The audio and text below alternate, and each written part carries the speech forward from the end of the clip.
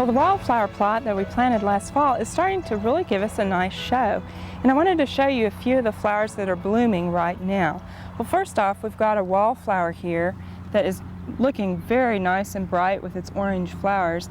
And one that looks very similar, except it's blue over here, is our dame's rocket.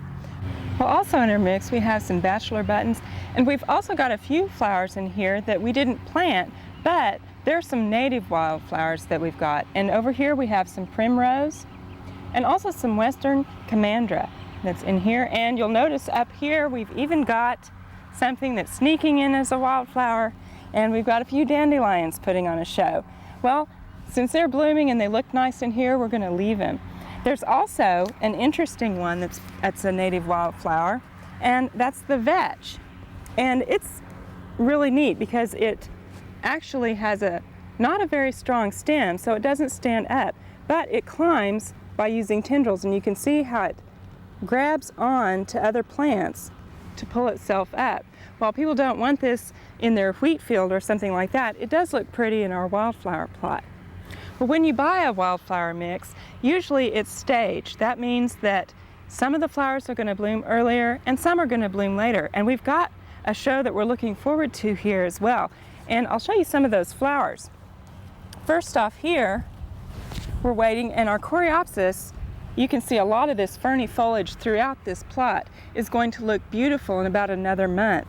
We've also got some gaillardia here that we're waiting for it to bloom, and in just a few weeks it should be looking really pretty. And also we've got some rudbeckia that's going to be blooming soon. Now back here we've got some poppies that you can see are going to be blooming really soon.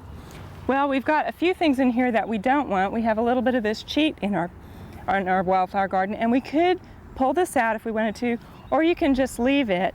And after your flowers bloom, say the end of July or so, and you want it to look a little bit neater, you could set your mower up like 4 to 6 inches and mow over the top of this, because the perennial wildflowers are going to be setting rosettes down low, so you won't disturb them, and that way you can make a neater appearance. Well, usually a wildflower plot looks really pretty the first year, and the second year it may not put on quite as good of a show. If you're wanting to establish one that's going to last year after year, it's a good idea to use seed that's specific to our area. So it uses mostly native wildflowers. Well, how do you find those wildflowers? That's one thing, that if you have a book that has wildflowers for our area, it's really good to go through and see what kind of flowers you like. And as you're driving along the road, you can kind of see what kinds you'd like to put in your seed mix. Now, a really good book for our area is Oklahoma Wildflowers by Doyle McCoy. And this has a good selection of flowers, and it also has some great pictures and descriptions in it. So if you're interested in getting into wildflowers or establishing a wildflower plot, this would be a great book to have. Well, the other thing is you might want to select a seed source that carries wildflower varieties that grow in our area. Now, Wild Seed Incorporated out of Texas actually has a Texas-Oklahoma wildflower mix that you can buy. So you might try buying that mix or making up your own from the different varieties that they have. Well, this is beautiful right now, and it's going to look pretty for us all summer, so enjoy those wildflowers.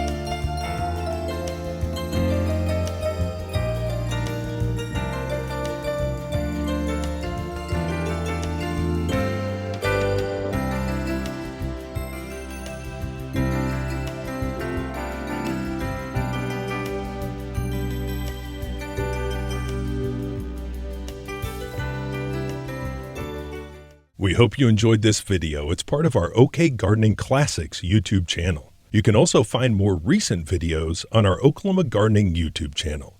And join us on social media for great gardening tips, photos, and discussion.